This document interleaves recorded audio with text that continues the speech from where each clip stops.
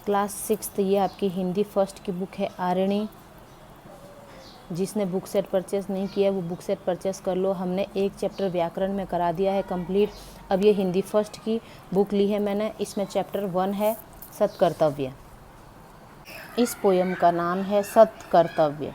ये पोयम है, सत मतलब अच्छे, कर्तव्य मतलब कार्य, अच्छे कार्य। ठीक है, इस चैप्टर को अब मैं एक्सप्लेन करूँगी। देख लो ये चैप्टर ऐसा है। इस चैप्टर में सबसे पहले सुन लो कि इस चैप्टर का शॉर्ट में सुन लो कि इसका सारांश क्या है। इस कविता के लेखक हैं राम नरेश त्रिपाठी। ठीक है, इसमें लेखक हम लोगों को यह संदेश देना चाहते, मतलब मनुष्यों को, हम लोगों को यह संदेश देना चाहते हैं कि इस पृथ्वी पर जितने भी जीव हैं, जितने भी पेड़ पौधे हैं, जितनी प्रकृति है, नदियाँ हैं, आकाश है, धरती है, सभी के सभी अपने अपने काम कर रहे हैं।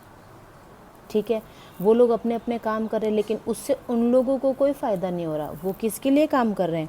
वो हम लोगों के लिए काम कर रहे हैं। जैसे पेड़ है, पेड़ किसको फल देता है? हमको ही दे रहा है। नदियाँ हैं, है ना, तालाब है, झरने हैं, ये बह रहे हैं, इनमें पानी है, ये खुद तो पीते नहीं है। ये पानी किसके लिए है? हम लोगों के लिए, हमारी प्यास बुझाने के लिए है ना। तो ये सब के सब जो हैं, जो प्रकृति के जो भी चीज़ें हैं, प्रकृति है जो भी, वो सब अपने अपने काम में व्यस्त है, सब अपने अपने कर्मों को कर रहे हैं, लेकिन परोपकार कर रहे हैं। वो अपने स्वार्थ साधना के लिए नहीं कर रहे, वो दूसरों की भलाई के लिए करे। तो कवि हमको यही संदेश देना चाहता है इसमें कि जब सारी प्रकृति अपने कर्मों में निरत है, अपने कर्म कर रही है, तो हम क्यों इस चीज़ से मुंह मोड़ रहे हैं? हम क्यों नहीं दूसरों के परोपकार के लिए काम करते हैं, है ना। तो कवि हमको यही बता रहा है कि हमारा सबसे बड़ा कर्तव्य यही है कि दूसरों की भलाई करना, अपना भला नहीं देखना, अपना फ़ायदा नहीं देखना, दूसरों की भलाई करना।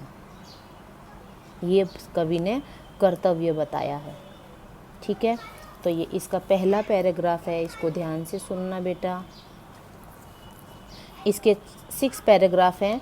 मैं अभी इस वीडियो में 3 पैराग्राफ एक्सप्लेन कर दूंगी, फिर आप लोग इन 3 पैराग्राफ को लर्न करना, इसको याद करनी है पोएम को। तो इस वीडियो में मैं 3 पद समझाऊंगी, इन तीनों पद को आप लोगों को लर्न करना है, याद करना है। नेक्स्ट वीडियो में फिर मैं 3 पद और समझा दूंगी, 3 पैराग्राफ। ठीक है, जग में सचर अचर जितने हैं सारे कर्म निरत है। यानी कि कवि कह रहा है कि इस संसार में जितने भी सचर और अचर हैं, यानी जितने भी जीव हैं और निर्जीव हैं, है ना, वो सारे कर्म निरत है। यानी उनको कोई ना कोई कर्म वो कर ही रहे हैं, वो कंटिन्यूटी में अपना काम कर रहे हैं।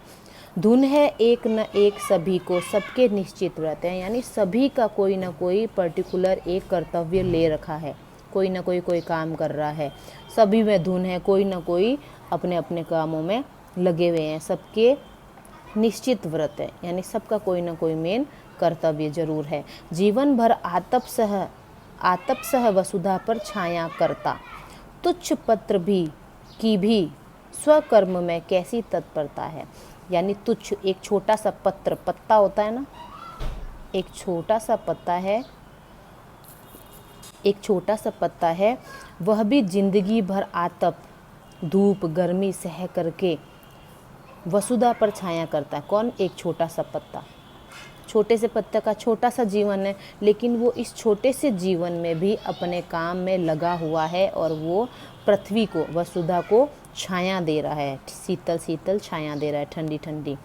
विश्वकर्म में कैसी तत्व, उसका भी ये अपना कैसा कर्म है, वो फिर भी अपना काम कर रहा है। ठीक है, एक छोटा सा पत्ता भी, तो हम क्यों नहीं कर रहे हैं।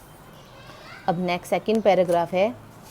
रवि जग में शोभा सरसाता, सोम सुधा बरसाता। रवि, सूर्य क्या करता है? पूरे अपने जो प्रकाश है वो फैलाता है, हमको उजाला दे रहा है ना। सोम सुधा बरसाता, और सोम मतलब चंद्रमा क्या कर रहा है? अपनी शीतल चांदनी बिखेर रहा है पूरी हम इस पृथ्वी पर, है ना। तो वो अपने फ़ायदे के लिए नहीं है, वो हमारा फ़ायदा हो रहा है। सब है लगे कर्म में, कोई निष्क्रिय दृष्टि नहीं आता। निष्क्रिय यानी कोई भी ऐसा व्यक्ति नहीं है, या ऐसा मतलब निष्क्रिय यानी बिना काम के दृष्टि आता, यानी दिखता हो। सब अपने अपने काम कर रहे हैं। है उद्देश्य नितांत तुच्छ तृण के भी लघु जीवन का, यानी उस छोटे से तृण का, वही छोटे से पत्ते का भी छोटा सा जीवन है ना, तो भी उसी पूर्ति में वह करता है अंत कर्म में तन का, यानी उस छोटे से जीवन में भी वो अपना लक्ष्य कर्म कर रहा है। जो पत्ते का जो एग्जाम्पल दिया है यहाँ पर, वो छोटे से कर्म में, चाहे वो फिर उसका जीवन समाप्त ही क्यों ना हो जाए, उसका तन पूरा का पूरा अंत ही क्यों ना हो जाए, लेकिन वो उस छोटे से लघु जीवन में भी अपना कर्म निरंतर कर रहा है। ठीक है, थर्ड पैराग्राफ है ये। तुम मनुष्य हो अमित बुद्धि विलसित जन्म तुम्हारा, क्या उद्देश्य रहित जग में तुमने कभी विचारा।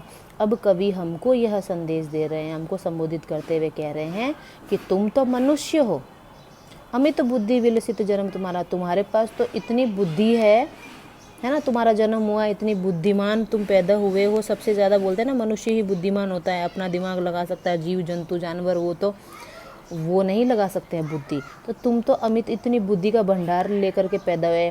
क्या उद्देश्य रहित जग में तुमने कभी विचार किया कि तुम्हारा उद्देश्य है क्या है, तुम किस उद्देश्य से आए हो इस जग में, तुमने कभी विचार किया है। बुरा ना मानो एक बार सोचो तुम अपने मन में, कवि कह रहा है कि तुम बुरा मत मानो, एक बार सोचो अपने मन में कि तुम्हारा क्या उद्देश्य है, तुम्हारा एम क्या है, क्या कर्तव्य समाप्त कर दिया तुमने निज जीवन में, क्या तुमने अपने जीवन में अपना कर्तव्य पूरा कर लिया है, सारे काम कर लिए तुमने। ठीक है, तो ये कवि ये 3 पैराग्राफ मैंने एक्सप्लेन कर लिए हैं। इन तीनों पैराग्राफ को कॉपी में लिखना है, अच्छी हैंड राइटिंग में 3 पैराग्राफ पहले कंप्लीट करने हैं। ठीक है, अच्छी राइटिंग में लिखना है और इसको लर्न करना है। ओके।